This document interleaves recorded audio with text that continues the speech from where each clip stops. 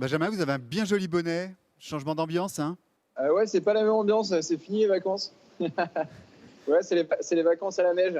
Bon, à la neige, on le souhaite Mais pas, mais non, pas trop de neige, si on peut éviter la neige. Non, mais voilà, c'est sûr qu'il fait un peu plus frais là.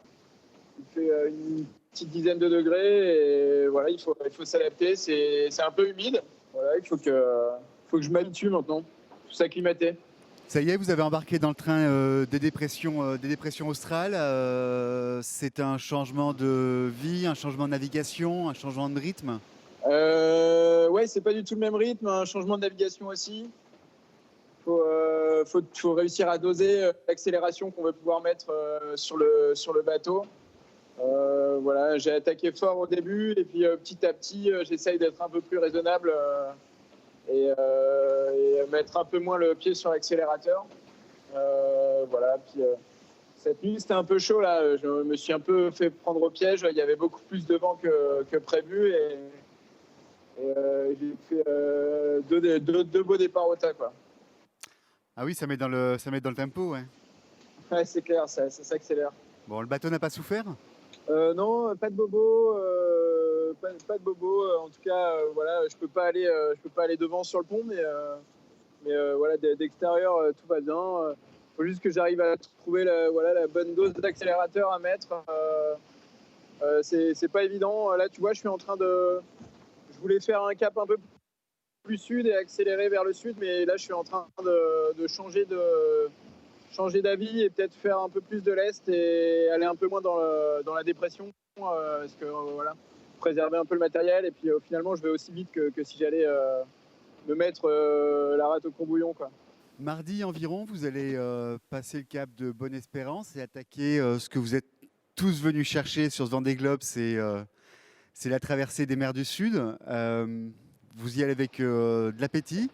Bah ouais, maintenant qu'on y est, on a hâte de passer, c'est clair, de passer le cap de Bonne-Espérance. Ce sera déjà un premier cap de franchi.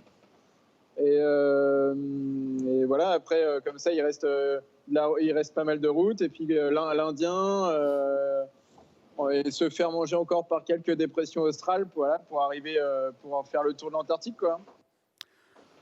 Vous savez à peu près comment Omia Water Family va se comporter là, dans ces mers du Sud, cette grande houle, ces grands vents?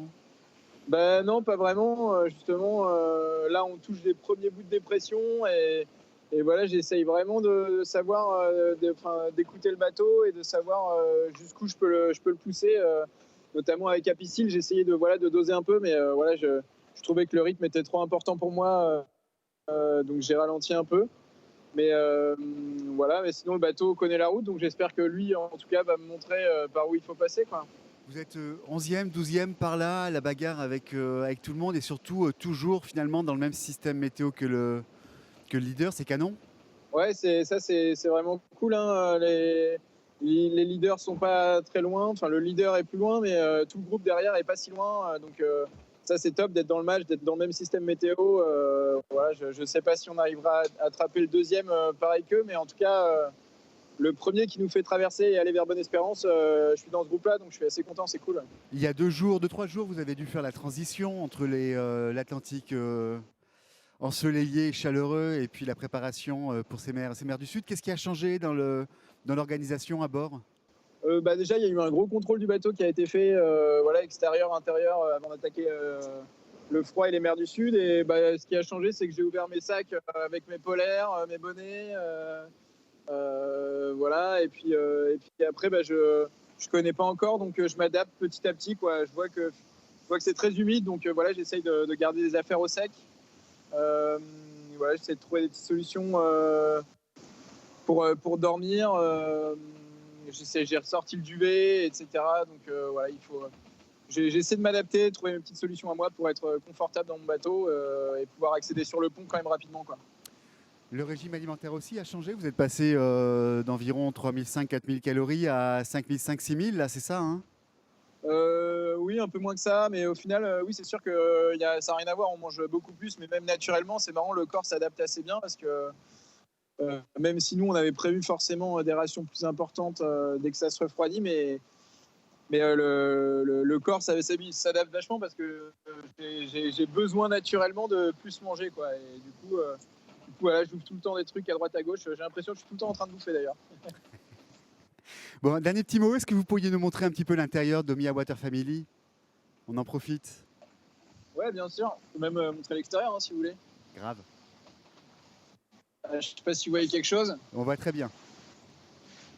Là, c'est la table à cartes. Là, c'est sous le vent, donc il n'y a rien. La petite cuisine et tout le matériel qui est par ici. Hop.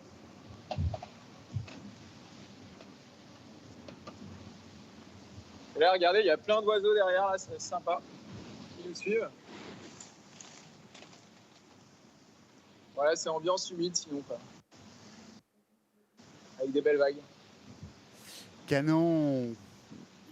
Merci Benjamin, c'était chouette comme visite. Pas de soucis. Allez, à bientôt. À bientôt, salut, merci, bon Ciao. vent. Hein. Prends soin de toi.